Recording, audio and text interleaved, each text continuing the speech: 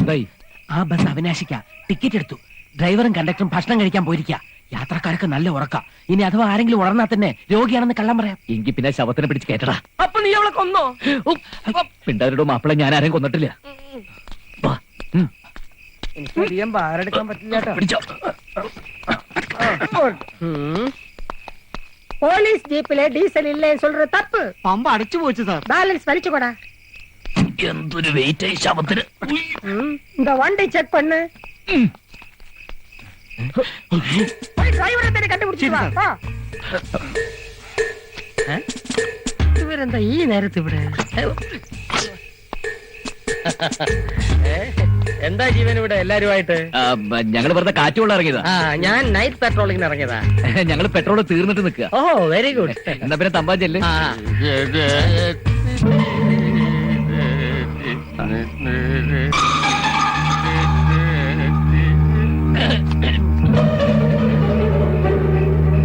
ഇതാരാ?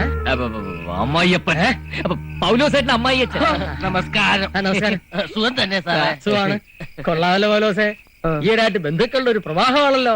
ആദ്യം മകള്, ഇപ്പൊ അമ്മായിയപ്പൻ. അതെ അതെ, ഇനിയിപ്പോ ഒരുപാട് പേര് വരുന്നുണ്ട്. അവസാനം ഒരാൾ വരും, എന്റെ കാലൻ.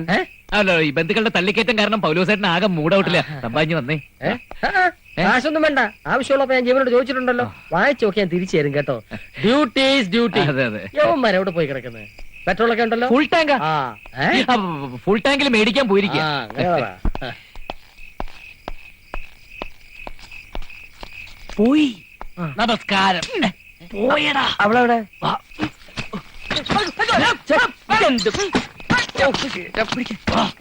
പെട്ടെന്ന് കേട്ടോ.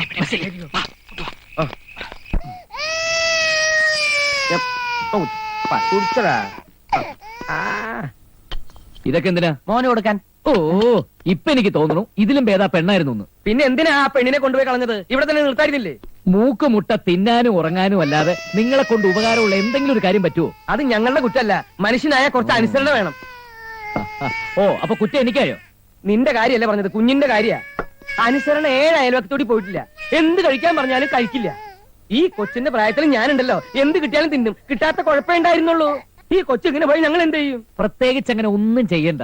ഒന്ന് ഇവിടെ നിന്ന് ഇറങ്ങി തന്നാ മതി. കുഞ്ഞിനെ നോക്കാനേ എനിക്കറിയാം. Good for nothing fellows. ആ ഇംഗ്ലീഷിൽ പറഞ്ഞത് മലയാളത്തിൽ പറഞ്ഞേ. ഒന്നിനും കൊള്ളാത്ത കഴുതാന്ന്. എന്താ? ഇനി ഒരു നിമിഷം ഇവിടെ നിൽക്കുന്ന പ്രശ്നമില്ല.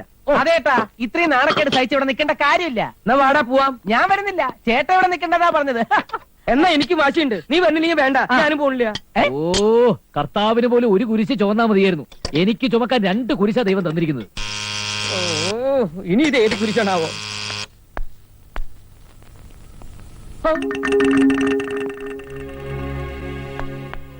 വേറൊരു കുരിശ് കൊടയും പിടിച്ചു വന്നിരിക്കണു. ആര്?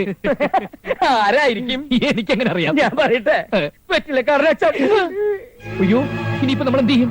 മോൻ ഉറങ്ങുകയാണെന്ന് പറഞ്ഞാൽ മതി. അതല്ലടാ, അവൾ എവിടെയെന്ന് ചോദിച്ചാ നമ്മള് കുടുങ്ങിയത് തന്നെ.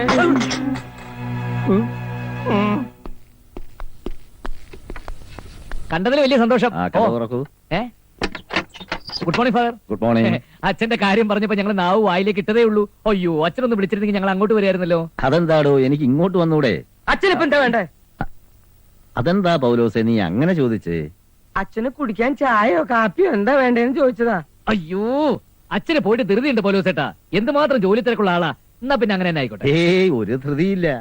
ഇന്നത്തെ എന്റെ ജോലി ഇവിടെ വന്ന് നിങ്ങളെയൊക്കെ കാണുക എന്നുള്ളതാണ്. കുട്ടൂസ് മോൻ എവിടെ? ഞാൻ പോവാ, ആത്മഹത്യ ചെയ്യാൻ പോവാ. എന്നാ പിന്നെ എന്നെ കൊന്നിട്ട് പോടോ മാപ്പിളെ. അയ്യോ, ഫാദർ. അച്ഛോ, അവരിത്ര നേരം ഭയങ്കര കരച്ചിലായിരുന്നു. ഇപ്പഴാ ഒന്ന് കിടത്തി ഉറക്കിയത്. ഉണർത്തണോ? വേണ്ട വേണ്ട, താങ്ക് യു. ഞാനേ അവനെ അങ്ങോട്ട് പോയി. അയ്യോ, ബെഡ്റൂമില്ല. അതിനെന്താ? മധു ബാത്റൂമില്ല. ബാത്റൂം ബെഡ്റൂമില്ല. അറ്റാച്ചഡേ. അവൾക്ക് ഈ കഥ അടച്ചിട്ട് കുളിക്കാൻ പേടിയാ. അതുകൊണ്ട് ബെഡ്റൂമിന്റെ കഥ അടച്ചിട്ട് ബാത്റൂം തുറന്നിടും. ഓ, എന്റെ പുറത്ത് സോപ്പ് ഒന്ന് തേച്ച് തരൂ ജീവേട്ടാ. നീ ഇവിടുന്ന് വേഗം ഇറങ്ങി വന്നേ. ഇതാരാ വന്നിരിക്കുന്നത് നോക്കിയേ, നമ്മുടെ അച്ഛൻ.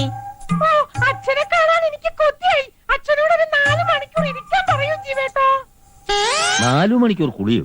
മധുവിന്റെ കുളി അങ്ങനെ അച്ചോ. ആദ്യം ഇലത്താളി, പിന്നെ പയറുപൊടി, പിന്നെ ചീവിക്കാപ്പൊടി, അത് കഴിഞ്ഞ് മഞ്ഞപ്പൊടി ഇട്ടൊരു തേപ്പ, പിന്നെ മുളക് പൊടി ഇട്ടൊരു തേപ്പ. പൗലോസേട്ടന്റെ തമാശ. ഏതായാലും അവള് കുളി കഴിഞ്ഞ് വരട്ടെ, കണ്ടിട്ട് പോവാം. എന്താ ഉണ്ടിട്ട് പോന്നോ? അതും ആകാം പൗലോസേ. അതും ആവാല്ലേ. ഇതേട്ടാ, അപ്പുറത്തെ വീട്ടില് വസൂരിയുള്ള കാര്യം അച്ഛനോട് പറയല്ലേ. അച്ഛൻ പേടിച്ച ഉടനെ തന്നെ പൊക്കളയും. അയ്യോ എന്തിനാ നീ ഇപ്പൊ ഇതൊക്കെ പറയുന്നത്? തൊട്ടടുത്ത വീട്ടിൽ ആളെ എലിപ്പനി വന്ന ചത്ത കാര്യം പോലും ഞാൻ അച്ഛനോട് പറയാതിരിക്കുക. ആര്? അപ്പൊ അലക്കേരം കടപ്പയ്യ. ആ, ആ. ഞാൻ ഇറങ്ങട്ടെ ജീവ, ഓ. ഒരുപാട് സ്ഥലങ്ങളിൽ പോകാനുണ്ട്. ശരി ഫാദർ. മോളെ അച്ഛൻ ഇറങ്ങുക, പോയിട്ട് പിന്നെ വരാം. നീ വിശാലമായിട്ട് കുളിച്ചോ. മോളെ അച്ഛനെ ഇറങ്ങാന്ന്. Thank you, father. ആ താങ്ക് യു. ആ പിന്നെ എന്റെ കൂടെ ആളുകൂടെ ഉണ്ട്. അയ്യോ, പുറത്ത് നിൽക്കുക, പരിചയപ്പെടുത്താൻ മറന്നു. അപ്പൊ വിളിച്ചുകൊണ്ട് വരായിരുന്നില്ല അച്ഛോ? വിളിക്കാം. കുട്ടി, അയ്യോ.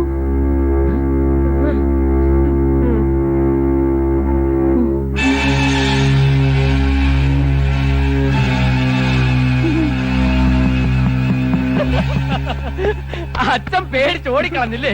എങ്ങനെ ഉണ്ടായിരുന്നു എന്റെ കുളിസി? സൂപ്പറായി. Thank you.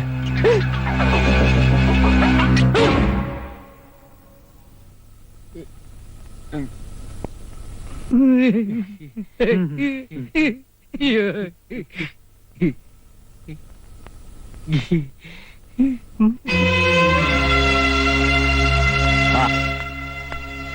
ഈ പെണ്ണ് നിന്റെ ആരാ? ഉം? അത് പിന്നെ അച്ഛൻ ഞാൻ നീ താലി കെട്ടിയ ഭാര്യ. അന്തസ്സുള്ള ഒരു ഭർത്താവ് ചെയ്യുന്ന പ്രവൃത്തിയാണോ നീ ചെയ്തത്? ക്ഷമിക്കണം അച്ഛ, ഒരു അബദ്ധം പറ്റിയ ഇവരെക്കാൾ പ്രായവും പക്വതയുള്ള ആളല്ലേ പൗലോസേ താൻ? താനും ഇതിന് കൂട്ടുനിന്നതാ അത്ഭുതം. ഞാൻ കുഞ്ഞിനെ ഏൽപ്പിക്കുമ്പോഴേ ജീവനോട് പറഞ്ഞതാ, ഈ പ്രായത്തിൽ കുട്ടികൾക്ക് അമ്മയുടെ പ്രസൻസ് ആവശ്യമെന്ന്. കുഞ്ഞിനെ അവൾ എടുത്തതിന് വഴക്കു പറഞ്ഞതോ പോട്ടെ, വീട്ടിൽ നിന്ന് ഇറക്കി വിടുമെന്ന് പറയാൻ പാടുണ്ടോ? ഇറങ്ങിപ്പോകാൻ എവിടും.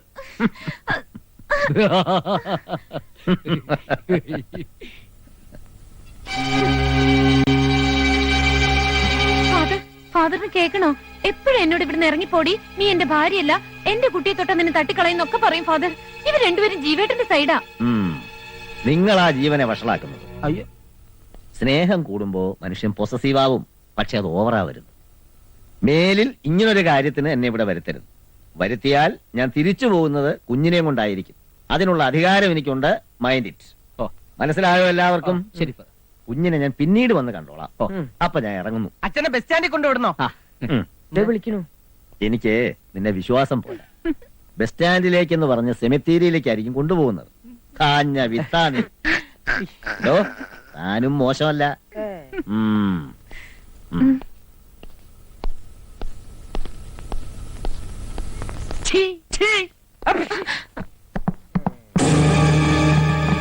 എല്ലാവരും ഒന്ന് നിന്നേ. കൊന്നു കുഴിച്ചു മൂടിയാലും ഞാൻ തിരിച്ചു വരും. ആട്ടെ, ഐസ്ക്രീമിൽ മയക്കുമരുന്ന് കലർത്തിയ മാസ്റ്റർ ബ്രെയിൻ ആരുടെയായിരുന്നു? ജീവേട്ടന്റെയോ ശത്രുവിന്റെയോ അതോ എന്റെ അപ്പച്ചന്റെയോ? ഞങ്ങളെ ഇട്ട് വട്ടം കറക്കുന്ന നിന്നെ പിന്നെ ഞങ്ങൾ എന്താണ് ചെയ്തത്? ദേ, ചൂടായിട്ട് കാര്യമൊന്നുമില്ല. നിങ്ങളെ പൂട്ടാൻ ആത്മഹത്യ ചെയ്യാൻ പോലും ഞാൻ തയ്യാറാ. എനിക്ക് നഷ്ടപ്പെടാൻ ഒന്നുമില്ല. എന്റെ ആത്മഹത്യക്കുറിപ്പിൽ നിങ്ങളുടെ 3 പേരുടെയും പേര് ഞാൻ എഴുതി വെക്കും. അതിൽ ആദ്യത്തെ പേര് എന്റെ അപ്പച്ചന്റേതായിരിക്കും. വയസ്സുകാലത്ത് കമ്പി എണ്ണി കഴിയാനാണ് വിധിയെങ്കിൽ പൗലോസേട്ടനെ ഞാൻ തടയുന്നില്ല. ഒന്നിനെയും ഞാൻ വെറുതെ വിടില്ല.